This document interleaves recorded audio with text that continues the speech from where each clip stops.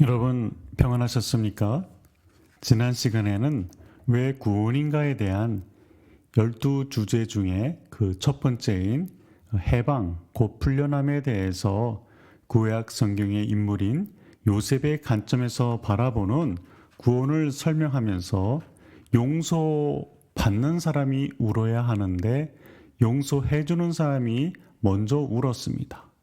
그래서 오늘 이 시간에는 이 용서, 우리가 과거의 삶에 묶이지 않아야 가능하다는 말씀으로 구원을 설명하고자 합니다.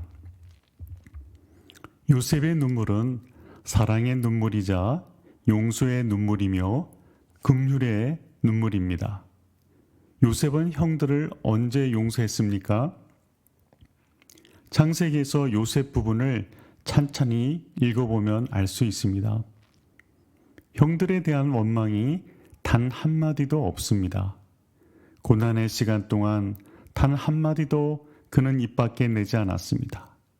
왜냐하면 이미 용서했기 때문입니다. 만약 용서하지 않았다면 그는 성경이 말하는 형통한 삶을 살지 못했을 것입니다. 가슴에 시커먼 상처를 안고 그 상처로 인한 분노가 날마다 커지는데 어떻게 형통할 수 있겠습니까?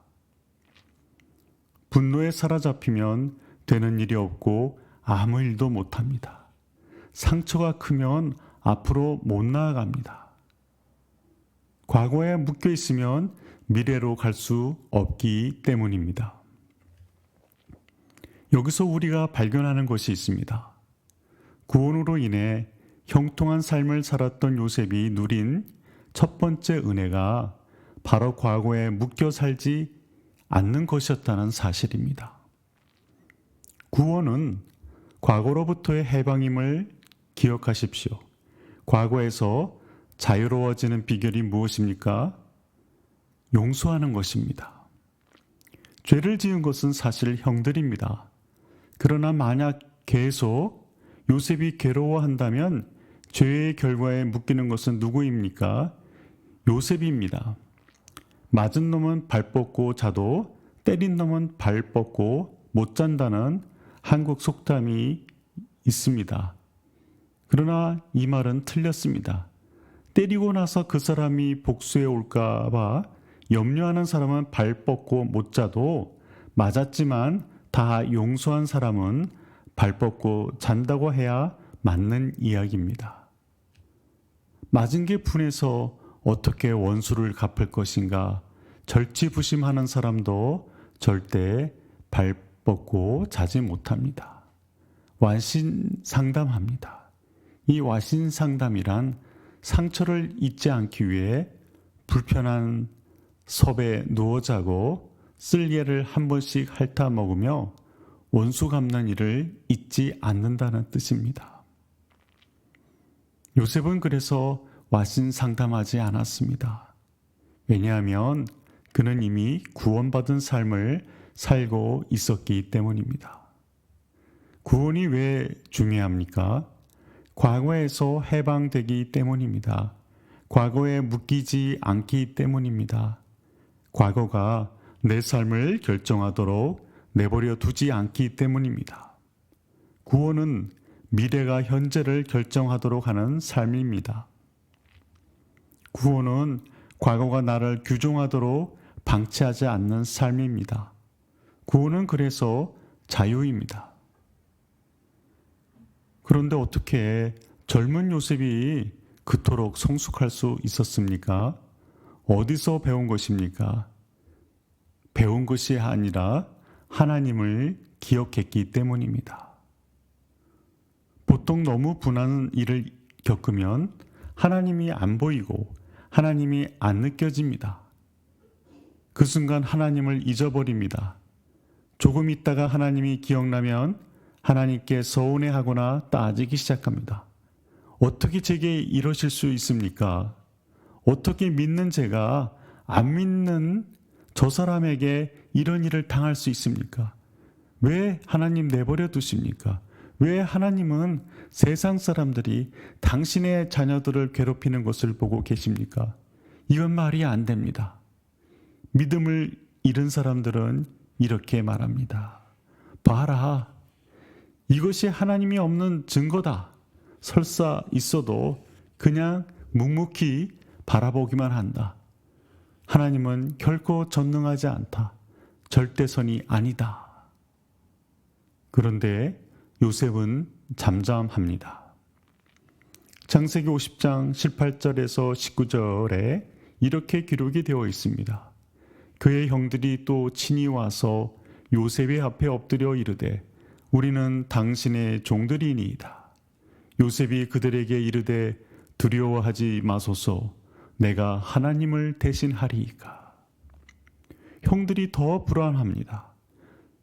욕을 퍼붓는 편이 차라리 나을 텐데 눈물 흘리는 것을 보니까 더 불안합니다. 그동안 분하고 원통했던 것이 드디어 터지는구나 하는 불안감이 생깁니다. 형들이 간신히 입을 열어 말합니다. 총리님, 이제 우리는 모두 당신의 종들입니다. 형들은 왜 아직 이 모양입니까? 구원이 무엇인지를 모르기 때문입니다. 구원받았다는 믿음이 없기 때문입니다. 동생 요셉이 이미 다 용서했다는 것을 믿지 않았기 때문입니다. 구원받고도 구원의 내용이 무엇인지를 모르는 삶의 전형적인 모습입니다. 교회를 아무리 오래 다녀도 구원의 본질을 모르면 늘 조금씩 불안하고 어딘가 한 구석이 찜찜합니다.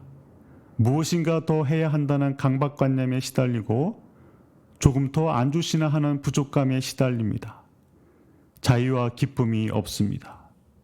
요셉은 그런 형들에게 놀라운 비밀을 선포합니다.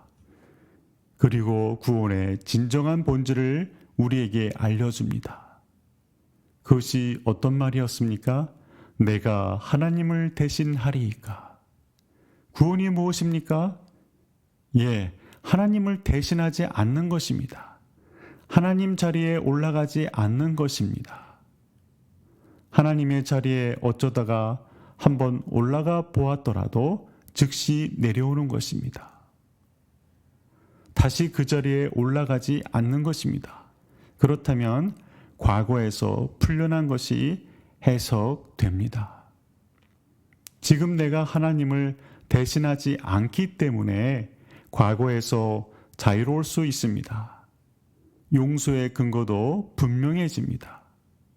과거에 어떤 경험을 했을지라도 하나님의 자리에서 판단하지 않겠다는 결정이 용서입니다. 이제 요셉의 일생이 해석됩니다. 노예로 팔려간 소년이 어떻게 해서 애굽 땅에서 총리가 되었는지 비밀이 풀립니다. 그는 자기 인생을 해석하느라고 시간을 보내지 않았습니다. 과거에 묶이지 않고 해석되지 않은 것을 뒤로 한 채 미래가 자기를 이끌어 가도록 자신을 내어주었기 때문에 구원을 누리는 삶을 그는 살 수가 있었습니다. 다음 시간에는 하나님의 자리에 내려와야 자유하다는 말씀으로 나누기를 소원합니다. 오늘도 감사합니다.